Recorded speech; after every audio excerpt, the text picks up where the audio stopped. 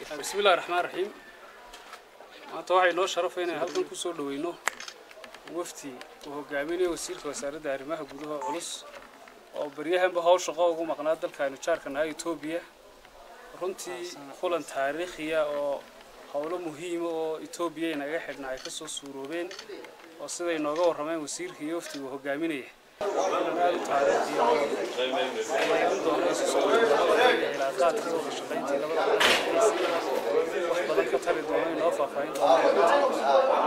baan ugu soo dhaweynaa waxaanu qada sharaf ugu sameynaa maanta guriga martida gobolka Gabiley degmadiisa Gabiley